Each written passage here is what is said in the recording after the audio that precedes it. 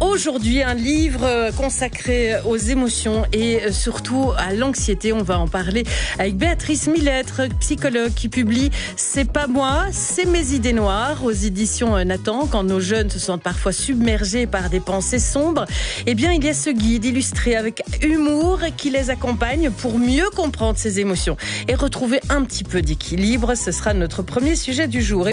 Et nous avons avec nous, depuis notre studio à Paris, Béatrice Millettre. Bonjour.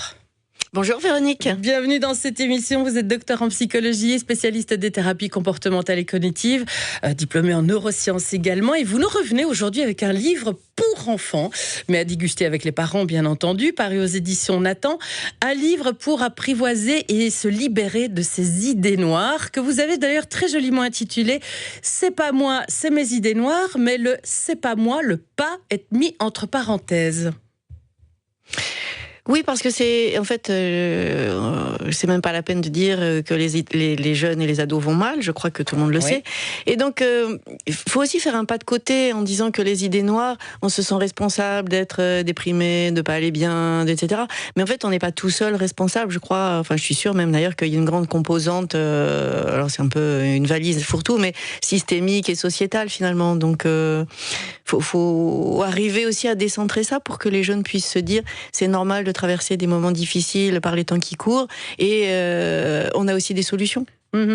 Et surtout, c'est important. Des solutions que vous invitez à appliquer de manière très ludique. Parce qu'une des grandes forces aussi de ce livre, qui est en plusieurs parties, il y a plusieurs éléments qui reviennent, plusieurs questions ou plusieurs, on va dire, émotions que l'enfant pourrait ressentir ou certaines périodes qu'il traverse, qui sont expliquées, explicitées parfois aussi même avec des données scientifiques, une bataille contre certains clichés également qui ont parfois la peau dure, mais il y a aussi des jeux à faire pour essayer de mieux comprendre et mieux sortir de tout cela. Oui, parce que d'une part, on s'adresse à des jeunes, donc faut pas oublier le côté ludique, et puis même pour des moins jeunes, je pense que le côté ludique est beaucoup plus attractif que le truc très rébarbatif finalement. Et donc les jeunes, faut aussi rentrer dans leur univers en leur donnant non pas à leur portée, c'est pas ça que je veux dire, mais pas en termes de contenu à leur portée, je veux dire, mais en termes de forme. Et la forme, c'est super important. Donc avec des BD, avec des jeux, avec des quiz, avec des situations, des scénettes où, effectivement, moi je suis partie des jeunes que malheureusement j'accompagne. Je dis malheureusement parce qu'il y en a trop. Et ça, si je les accompagnais pas, ça voudrait dire qu'ils iraient bien. Et je serais très contente. Donc partir des situations de tous ces jeunes qu'ils m'ont partagées. Et je pense qu'ils peuvent s'y reconnaître et que ça leur parle. Et c'est ça l'important. Finalement, c'est ça l'important.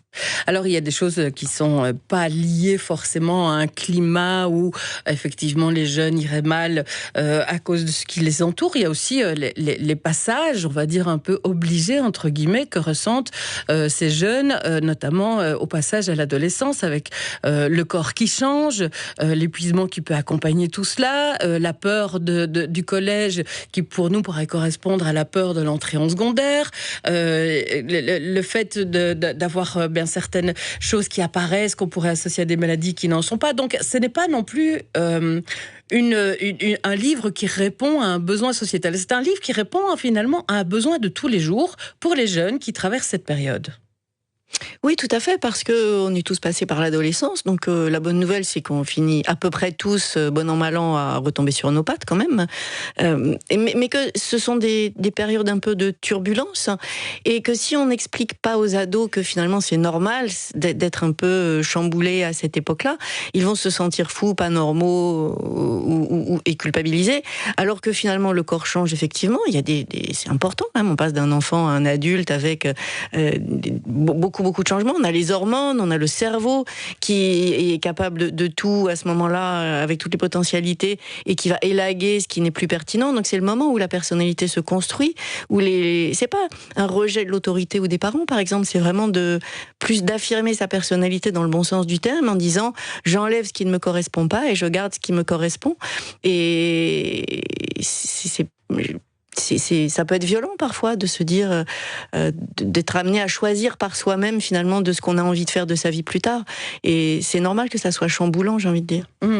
Comme vous leur rassurez aussi sur le fait d'avoir peur du futur, c'est quelque chose de tout à fait normal, quelle que soit la période et l'époque dans laquelle on vit finalement, et que ces craintes, eh bien, elles se justifient, mais elles se travaillent également. Est-ce qu'il y a des choses qui vous ont surprise? En tout cas, c'est un langage qui est tout à fait familier avec les enfants et avec les jeunes adolescents, et où les parents peuvent retrouver plein d'informations, et ils ne sont pas exclus, mais c'est vraiment à eux de prendre en main ce livre et de le lire. Oui, alors c'est vrai que moi j'étais très contente de collaborer dans cette collection. C'est pas le seul livre de la collection justement, et j'ai trouvé ça très intéressant parce que on sait bien que c'est pas l'ado lui-même qui va peut-être acheter le livre en première intention, que ce sont les parents qui vont l'acheter. Mais pour le coup, comme vous venez de le dire, ça donne des clés aux parents, mais c'est l'enfant qui va s'en saisir, et on a des retours déjà où finalement les parents l'ont acheté, le posent sur la table du salon, le jeune passe à côté, il le voit, il le prend et il le lit en entier. Donc c'est bien de ce point de vue-là. Effectivement, les jeunes peuvent se l'approprier parce que, encore une fois, comme on l'a dit, c'est non seulement dans leur langage, mais avec des codes. On a essayé d'avoir des codes graphiques qui soient les leurs ou qui leur parlent, et cet aspect ludique avec de l'information, parce qu'aujourd'hui, il ne faut pas oublier que les jeunes, les adolescents sont beaucoup plus formés que moi je pouvais l'être à leur âge, ou informés, je veux dire, sur la psychologie, sur les troubles de santé mentale. Ils en connaissent un très très long bout, par exemple. C'est pour ça que vous avez quand même pas mal d'informations, on va dire, issues de la littérature scientifique que vous traduisez, évidemment dans leur langage, qui émaillent régulièrement le livre. Alors c'est pour ça. Alors vous l'avez rappelé tout à l'heure, moi j'ai une double formation, je suis scientifique à la base, j'ai fait Normal Sup en sciences, donc les sciences c'est pour moi très important, c'est un fondamental sans lequel on ne peut rien affirmer, et chaque fois que j'écris un livre, où je vérifie toujours les informations par des publications, des recherches scientifiques, pour pas dire n'importe quoi, je trouve que c'est quand même le prérequis. Ça d'une part, ça c'est ma personnalité, mais pour les jeunes c'est important, justement au milieu de ce monde où ils ont beaucoup d'informations, et ce que je viens de dire, ils sont très informés, ils vous parlent du trouble dissociatif de l'identité, de tas de bazar, mais des fois ils sont tellement bien informés qu'il leur manque quand même des petits bouts, et c'est là où c'est important de remettre leurs idées à la juste place, non pas en leur disant qu'ils ont faux ou qu'ils ont tort, mais en leur donnant des compléments d'informations pour qu'ils aient les informations justes. Et ça c'est important pour aussi qu'ils puissent s'approprier tout ce qu'on essaye de leur expliquer pour pouvoir mieux grandir, justement. Ainsi que le vocabulaire, parce que si vous adaptez évidemment à leur niveau, je trouve que quand même le vocabulaire, il est justement très précis. Ah mais c'est fondamental d'avoir un vocabulaire précis.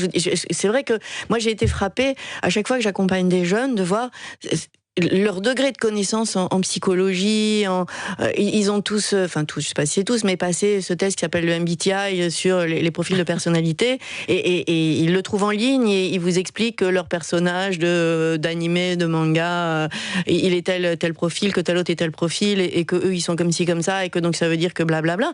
Donc ils sont très très informés. Vous pouvez pas utiliser les mauvais mots avec les jeunes d'aujourd'hui. C'est pas possible. Il faut vraiment avoir un langage précis. Vous avez également ajouté énormément de témoignages de jeunes également, et parfois même de moins jeunes, notamment quand il s'agit de parler de l'école. Mais vous émaillez aussi l'ouvrage de tous ces témoignages de ces jeunes que vous avez rencontrés. Oui, parce que, alors ça c'est peut-être aussi très personnel, mais c'est ma façon de travailler, et je trouve que donner des exemples, ça permet aussi de s'approprier un peu sa souffrance, son mal-être, sa propre personnalité d'ailleurs, et c'est pas juste de montrer qu'on est tout seul, c'est de montrer qu'on n'est pas seul, pardon, c'est de comprendre aussi que ça touche d'autres personnes, et que avec les exemples aussi, on voit qu'on s'en sort. Ça donne c'est ce qu'on appelle le modeling ou le rôle modèle, de prendre des modèles et de s'approprier un peu les solutions qui ont été mises en place par les autres finalement. Apprendre à savoir qui on est également dans cet ouvrage. Vous en parlez avec des outils, mais aussi faire comprendre ce qu'est l'identité, ce qui n'est pas toujours évident aujourd'hui, peut-être plus encore difficile aujourd'hui que ça ne l'était avant pour les jeunes et les adolescents. Savoir qui on est et pouvoir prendre sa place au sein de cette société. Ah oui, ça c'est d'une part c'est fondamental, et ça devrait être la base pour tout le monde, pour tout un chacun. Et c'est vrai que cette génération Plus encore que les générations précédentes. Si vous voulez, on avait eu la libération sexuelle, il y a belle lurette maintenant, mais eux, ce qu'ils revendiquent, je trouve, c'est le droit d'être eux-mêmes, ce qui devrait être la base, encore une fois, pour tout le monde, et c'est la plus belle de toutes les revendications, mais c'est aussi peut-être la plus difficile à mettre en place, comme vous venez de le dire, de savoir ce que c'est l'identité, qui on est, et on le voit dans cette génération, cette espèce d'hyper-segmentation où ils se mettent des étiquettes, ne serait-ce que par exemple sur le genre, un coup, ils vont dire un jour je suis il, un jour je suis elle, un jour je suis yel, un jour je suis demi-boy, un jour je suis demi-girl. Enfin voilà, ils ont cette multiplicité des étiquettes qui de l'extérieur peut paraître assez perturbant, mais qui leur permet d'affirmer et de déterminer leur propre singularité, leur personnalité, et de savoir qui ils sont finalement, de se construire au travers de toutes ces hypersegmentations finalement. Tout en étant en même temps noyés par une série de choses et d'injonctions pendant les réseaux sociaux. Moi, je trouve que les jeunes, entre eux, ils se donnent beaucoup d'injonctions quand ils se parlent à travers les réseaux sociaux. Oh là là, oui, ils ont beaucoup d'injonctions, ça c'est pas faux. C'est-à-dire que je crois qu'on n'a jamais vu des jeunes, ou peut-être une génération, je sais pas si je vais aller jusque-là, tolérante, mais qui en même temps, à force d'être tolérante, deviennent intolérantes. Parce qu'ils se disent tellement tolérants que dès que vous avez une phrase, une posture qui rentre pas dans cette case-là, tout de suite c'est le missile sur la tête en disant mais comment tu peux dire ça, mais comment tu machin. Et c'est vrai que oui, il y a ce paradoxe finalement avec toutes ces injonctions sociales qu'ils remarquent et qu'ils se donnent les uns aux autres. Et aussi quand même, faut bien voir qu'ils sont pas dupes. On parle beaucoup des réseaux sociaux à notre époque, ça c'est certain, en disant qu'ils vont prendre pour argent comptant, ils voient pas que les images sont retouchées, mais ils le savent très bien que tout est retouché, que tout est faux. Ils le savent bien plus que nous, j'ai envie de dire. Et puis, vous parlez beaucoup de la santé mentale aussi dans l'ouvrage. En revenant aussi sur quelques clichés, mais en réexpliquant ce qu'est la santé mentale, et puis en faisant la différence. Et vous aidez le jeune à faire cette différence entre un trouble, un vrai trouble, et une difficulté passagère. Parce qu'en plus, ils sont à une période de leur vie où ils ont quand même pas mal de changements qui influencent leur santé mentale. Oui, tout à fait. Et c'est vrai qu'en termes de santé mentale, on a le sentiment que... Quand je dis ça, que c'est pas la même chose que la santé physique. Quand vous avez un bleu, une entorse, ça ne pose problème à personne. Finalement, vous avez une gastro, vous prenez un hématome, voilà, on sait très bien que ça va passer, qu'on a mal sur l'instant, et c'est tout à fait normal et accepté.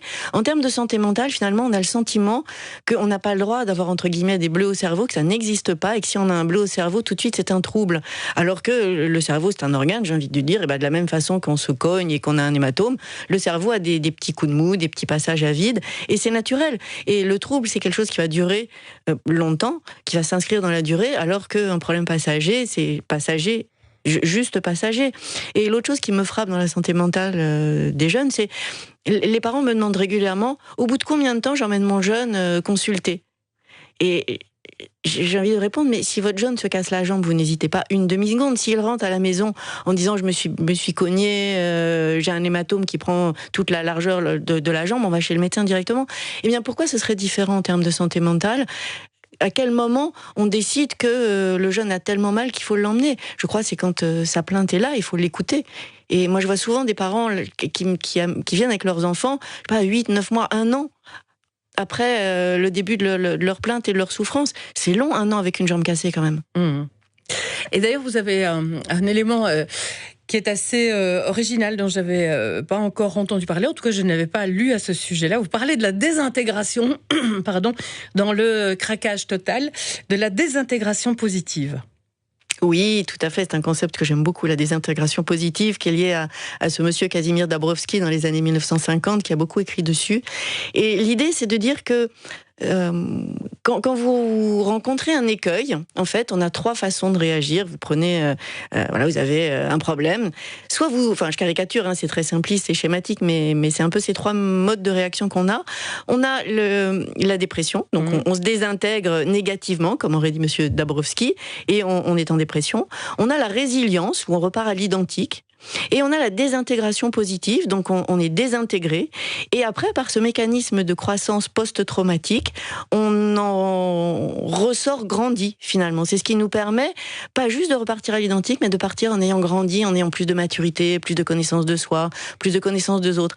Et c'est un mécanisme fondamental justement dans le développement personnel et la croissance de soi, finalement, la connaissance, la croissance. Le livre est sorti à la fin du mois de septembre de cette année. C'est pas moi, c'est mes idées noires. Vous avez déjà eu des retours ?